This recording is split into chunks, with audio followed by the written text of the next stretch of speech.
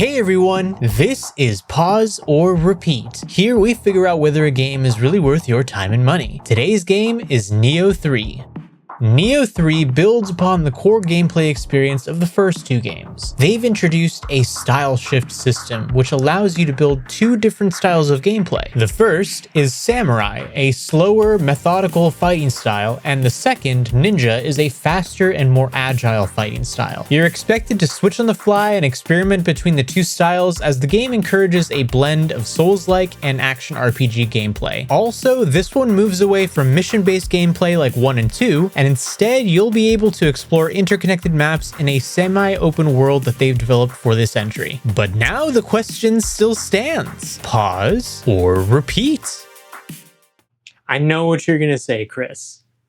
Man, another game that I have to have in my library and treat it like a 9 to 5.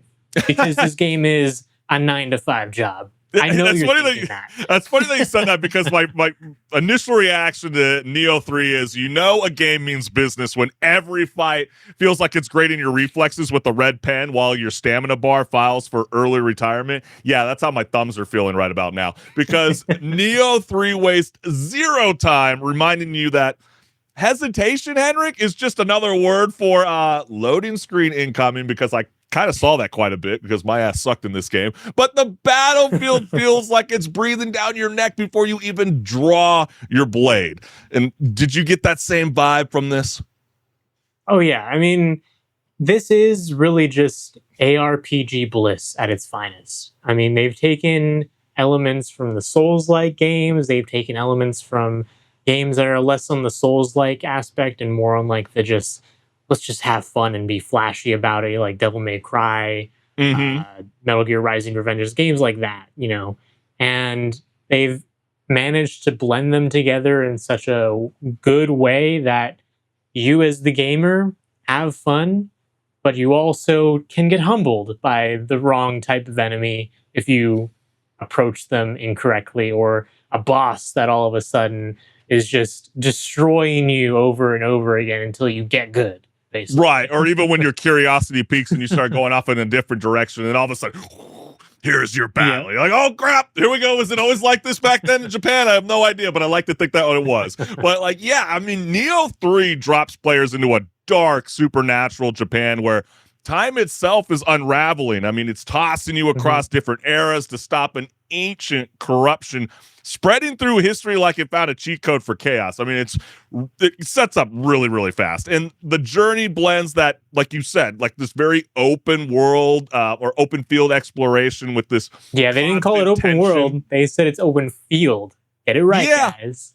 Yeah, I mean, like it's almost like as if everybody's borrowing off that same. I don't know if it's so much Lies of P, because that felt like open world, but very linear, if that makes sense. But yeah, I would say this one, Lies of P is closer to like what Bloodborne did, where it's just like connected hallways. Well, not hallways, but like rooms and places. But yeah, this is more of like, here is an open area, and then you'll finish that up. You'll go to the next. You can always come back to it if you need to. Yeah, and it's always letting you roam freely while also reminding you that something horrible is probably waiting behind, the next village gate, for example. And so, like, Henrik, like, what stood out to you right away? Was it that, time-hopping feel, like the meaningful world building that you will see in this game, or just the excuse to just throw players into bigger war zones? What actually stood out to me the most, and I'm curious on what your thoughts are about this mechanic as well, is the ability to shift between the samurai style and the ninja style, because it lets you think about what you want to do when you're approaching enemies. Like, oh, do I want to just go in with my big sword and, just kill a bunch of people that way? Or do I want to lay back a little bit, throw out some spells, maybe be a little bit more stealthy as the ninja, and I really enjoyed that. It also lets you, if you die, choose again, hey, maybe this approach I took wasn't the best. Let's try the other style and see if it does any better against this fight. What did you Yeah, think about that, though, Chris? No, I think it's nice. I mean, I feel like, the combat is where Nioh 3 plants its flag and starts issuing challenges like a dojo instructor who smiles while handing you heavier weights, right? I mean, the players will have to. It's not you will select one style and ride throughout the whole entire time. You will have to juggle between the samurai and the ninja combat styles, constantly guarding. You're going to be dodging, you're going to be countering, and then also the most important thing is like they're bringing back the whole mastering of the key pulse, right? To survive encounters that punish sloppy timing, because that is the way you regain your stamina. And and there's also enemies that will throw out this like aura, you can call it. You can visually see it as like a circle and things like that you have to dispel by using that mechanic. And if you don't and you're just standing in it, you get no benefit. In fact, you're probably going to die because your stamina is drained while you're inside of that. And you will learn that very, very quickly in the game. And also the progression system adds a serious depth with the crucibles powering, guardian spirits, weapon skill trees unlocking new techniques. And then you got these jitsu statues offering bonuses, and along with, hidden enemies like I was joking about earlier, that will have these hidden, rewarding skill upgrades, which that is really cool. And so, Henrik, do you think that the layered progression adds to like that satisfying mastery, or it is a trilogy after all, so does it risk overwhelming newer players trying to find their rhythm in the game? Yeah, it definitely could overwhelm new players to the series. I definitely see that as a possibility, but this series already has been known to do things where it's just not really the most new player friendly, and you kind of just have to learn as you go and learn from your mistakes.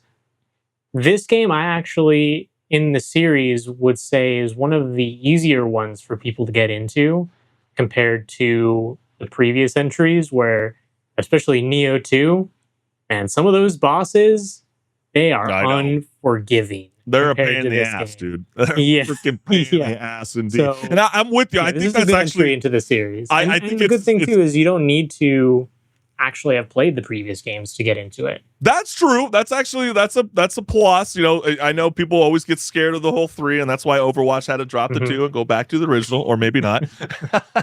No one could be able to justify what Blizzard's doing over there. But yeah, I mean, it definitely feels like it's definitely not going to hold your hand. Newer players will definitely struggle. It is a bit of a learning curve when it comes to that, progression system in a sense, but visually the game thrives, I truly believe, in their darker tone with that rain-soaked battlefields. They got the burning villages and those eerie red vegetation that makes the world feel like the nature itself is warning you to maybe you should just turn around. And like each time period delivers distinct environments too. I mean, you're going to see stuff from the frozen wastelands to lush but dangerous landscapes, all drenched in an atmosphere that sells that supernatural takeover beautifully, I would say, Henrik. And so did you feel like that shifting environments feel as though they enhanced the immersion for you, or just kind of served as a visual variety in a sense, just, between boss encounters? No, it definitely enhances it. I would say when it comes to this genre, ARPG genre, a lot of times people focus more on the gameplay when it comes down to it than the visuals and anything else that comes along with it. But I mean, when you get good visuals to go along with some kick-ass gameplay, you can easily get yourself immersed even more in what's going on and just feel even cooler as you're pulling off these moves against enemies, Right. And we got to mention this too, because I feel like the story wastes no time pretending everything is fine. And then all of a sudden the clouds start acting suspicious, and then cities burn. Civilians are getting caught in this, supernatural crossfire that escalates fast. And then, but I feel like the problem is the cutscenes. I mean, they sprint through major moments. I mean, they're making the narrative feel like it's speed reading its own script instead of like letting the player soak in the drama. And so, did the faster pacing keep you more engaged, or are you leaving yourself like wanting more breathing room in a sense for the story to be a bit more flushed out? Yeah, it's definitely fast and telling you some exposition, and it's almost like they expect you to not get everything the first time around you're listening to things because of how fast they're going with delivering this like bombshell plot points on top of you. But I would say even if that is maybe the weakest point of this game, it's still not bad. It's not a bad part of the game. It still keeps you engaged enough to realize, okay, I know why I'm here enough to have a reason to go and kill those guys over there.